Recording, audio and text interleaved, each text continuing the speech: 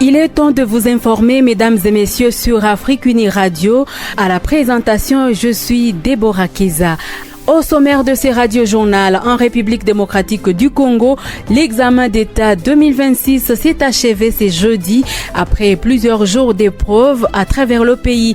Des milliers de candidats attendent désormais les résultats déterminants pour leur avenir académique et professionnel. Et le Rwanda confirme son dynamisme économique en s'éclassant deuxième pays africain. Cette performance est largement portée par la vitalité de son secteur touristique. Au Kenya, la justice a suspendu la construction d'un centre d'accueil destiné aux personnes exposées à Ebola. Ce projet financé par les États-Unis suscite une vive controverse et des débats sur sa transparence. Merci de votre fidélité à Afrique Unie Radio. Tout de suite, les détails.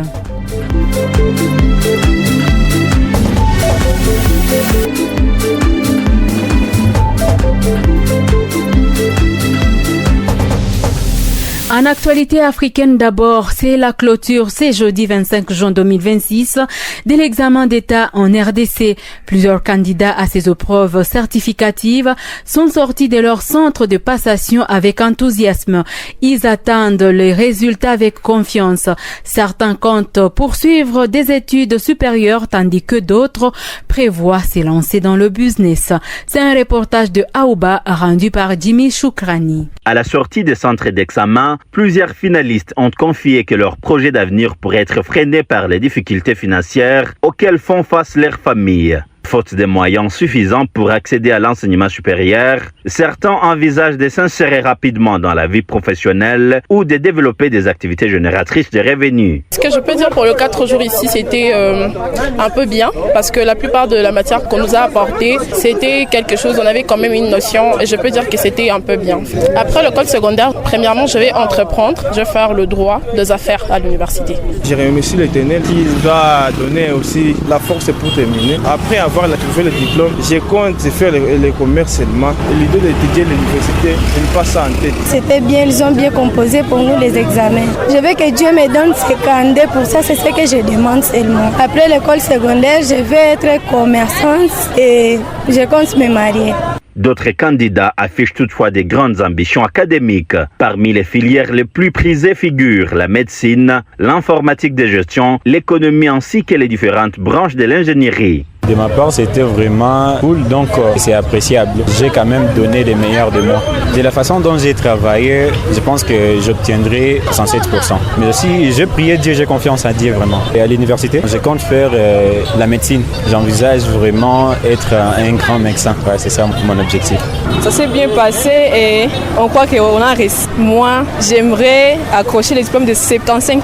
J'ai la foi et la façon dont j'ai travaillé. Je compte faire l'informatique et gestion. Je pense que je vais réussir. J'imagine mon point dans le 50-60%. Dans la vie, j'espère devenir un grand ingénieur. Selon la manière dont j'ai bossé, moi j'estime avoir au moins 60%. Après l'école secondaire, je prétends faire l'économie. Parce que c'est parmi les choses que j'aime vraiment pour aider la société. On espère que c'est les derniers jours pour nous de porter les uniformes.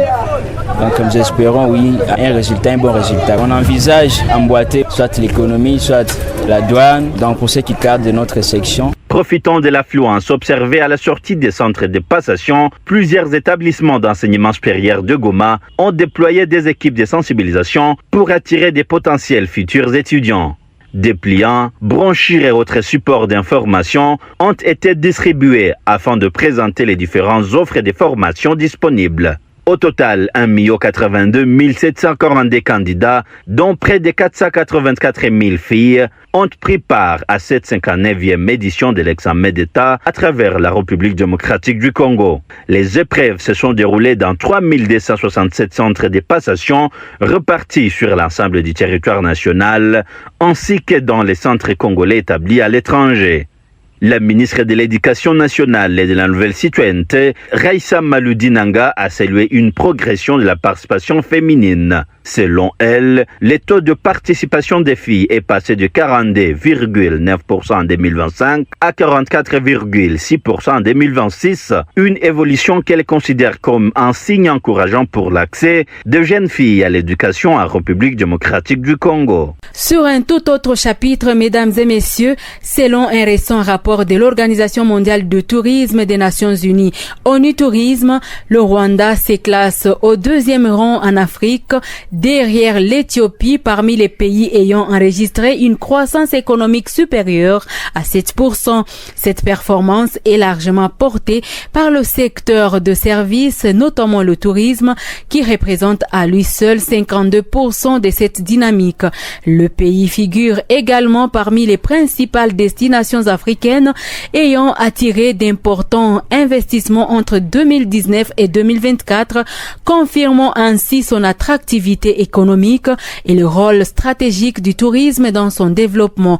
Les détails avec Bénigne Mugisha. Le Rwanda confirme son attractivité touristique grâce à des investissements records et poursuit son ascension parmi les destinations les plus prisées du continent africain. Selon les données publiées par l'ONU Tourisme, le pays a mobilisé près de 213 millions de dollars d'investissement dans le secteur touristique entre 2019 et 2024. Ces financements ont notamment permis de renforcer les infrastructures hôtelières dans la région des volcans, principal pôle d'attraction pour les visiteurs venus assister à la célèbre cérémonie de baptême des bébés gorilles Lokwitizina. Pour le directeur général du Rwanda Development Board RDB, Jean-Guy Africa, cet événement est devenu plus qu'une simple tradition. Initiée à l'origine par les gardes du Parc national des volcans, la cérémonie s'est progressivement imposée comme un rendez-vous international associant à conservation de la biodiversité, promotion du tourisme et du développement des communautés locales. Aujourd'hui, Kwita Izina dépasse largement le cadre d'une cérémonie traditionnelle. Cette initiative a permis de promouvoir un modèle de tourisme fondé sur la protection de la faune sauvage tout en générant les retombées positives pour les populations riviennes, indique le Rwanda Development Board. Le tourisme axé sur la conservation de la nature constitue l'un des principaux moteurs de la croissance économique du pays. Les résultats enregistrés en 2024 en témoignent. Les recettes touristiques du Rwanda ont atteint 647 millions de dollars américains. À elles seules, les activités liées à l'observation des gorilles de montagne ont généré plus de 200 millions de dollars, confirmant le rôle stratégique de cette filière dans l'économie nationale. De son côté, Jean-Paul Karinganire, responsable des partenariats au Parc national de la Kagera, met en avant les efforts déployés pour améliorer l'expérience des visiteurs. Selon lui, le parc dispose aujourd'hui d'infrastructures d'accueil modernes, accessibles et sécurisées. Il souligne également que le parc bénéficie d'une gestion efficace et que le pays poursuit ses investissements dans le développement du tourisme. Les établissements implantés autour du parc profitent également de cette dynamique, ce qui favorise un partage de bénéfices entre les acteurs du secteur et les communautés locales, explique-t-il. Grâce à une stratégie combinant conservation de la biodiversité, investissement soutenu et amélioration continue de l'offre touristique, le Rwanda consolide ainsi sa position parmi les destinations les plus attractives et les plus performantes d'Afrique. Depuis Kigali, Bénigne Mugisha, Radio Afrique Unie. Au Kenya, un projet de centre d'accueil destiné à recevoir des personnes exposées au virus Ebola fait l'objet d'une bataille judiciaire. Financé par les États-Unis, cet établissement de 50 lits devait être construit sur une base aérienne à Laikipia, dans le centre du pays. Plusieurs organisations de la société civile ont saisi la justice, estimant que l'accord conclu entre Nairobi et Washington manquait de transparence et qu'aucune consultation publique suffisante n'avait été menée. La haute cour kenyane a ordonné la suspension des travaux et demandé la publication des documents relatifs au projet. Malgré cette décision, le chantier aurait continué pendant plusieurs semaines, ce qui a conduit la justice à rappeler à l'ordre le ministre de la Santé. Face à la controverse et aux manifestations suscitées par le projet, le gouvernement a finalement ordonné l'arrêt des travaux. Les autorités affirment que le centre rencontre vise à renforcer la préparation du pays face aux risques sanitaires, tandis que ses opposants craignent qu'il n'expose le Kenya à des risques liés à l'épidémie d'Ebola. La justice doit encore se prononcer sur la légalité du projet. Et la commission de la CEMAC a lancé lundi à Malabo les travaux d'élaboration de son premier plan stratégique 2027-2030. Pendant 5 jours, les experts définiront les orientations destinées à guider l'action communautaire au cours des 4 prochaines années.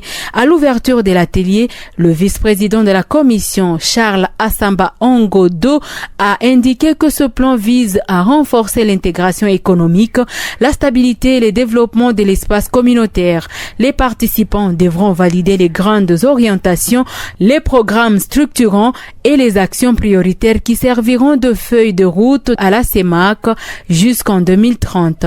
En actualité internationale, l'Europe est frappée par une vague de chaleur intense avec des températures dépassant localement les 40 degrés dans plusieurs pays du sud et du centre du continent. Des alertes rouges ont été déclenchées dans certaines régions, notamment en France, en Italie et en Espagne. Cette canicule a déjà des conséquences sanitaires importantes. Les services de santé enregistrent une hausse des hospitalisations liées au coup de chaleur, à la déshydratation et au malaise, en particulier chez les personnes âgées, les enfants et les travailleurs exposés. Dans plusieurs pays, des décès liés à la chaleur sont également signalés, bien que les bilans définitifs ne soient pas encore consolidés. Sur le plan économique, la chaleur perturbe les transports avec des ralentissements ferroviaires dus à la dilatation des rails et affecte fortement l'agriculture en raison du stress hydrique de culture. Le risque d'incendie des forêts reste également très élevé dans les zones méditerranéennes. Les autorités appellent la population à limiter les déplacements aux heures les plus chaudes, à s'hydrater régulièrement et à rester vigilante face à l'évolution de la situation qui pourrait se prolonger encore plusieurs jours. Les prix du pétrole poursuivent leur baisse après le retour progressif du trafic maritime dans le détroit d'Ormuz, passage stratégique par lequel transite près d'un 5e du pétrole mondial. Le baril de Brent s'échange désormais autour des $73, son niveau le plus bas depuis le début de la crise avec l'Iran. Les marchés sont rassurés par la reprise des exportations depuis le Golfe, même si les tensions géopolitiques dans la région demeurent. C'est jeudi 25 juin est célébrée la journée des gens de mer, instituée par l'Organisation maritime internationale. Cette commémoration rend hommage aux millions de personnes qui assurent chaque jour le transport des marchandises à travers le monde. Elle met également en lumière l'importance du secteur maritime pour l'économie mondiale et la nécessité d'améliorer les conditions de travail des équipages.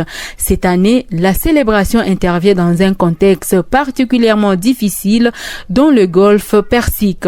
Depuis le début du conflit impliquant l'Iran, les États-Unis et Israël, des milliers de membres d'équipage ont été bloqués dans les détroits d'Ormuz, l'une des voies maritimes les plus stratégiques de la planète. Menaces de missiles, mines marines et attaques contre les navires ont perturbé le trafic pendant plusieurs mois. Selon l'Organisation maritime internationale, près de 20 000 personnes ont été affectées par cette crise qui met en évidence les dangers auxquels sont confrontés les travailleurs du transport maritime. Football, la Coupe du Monde 2026 continue de faire vibrer le supporter. Le Brésil a validé sa qualification pour les 16e de finale après sa victoire 3-0 contre l'Écosse, tandis que le Maroc a également décroché son billet grâce à son succès 4-2 face à Haïti. Le Mexique termine en tête de son groupe avec un parcours sans faute. Ce jeudi, plusieurs affiches décisives sont au programme, notamment Équateur-Allemagne, Curaçao-Côte d'Ivoire, avec en jeu les dernières places pour la phase à élimination directe.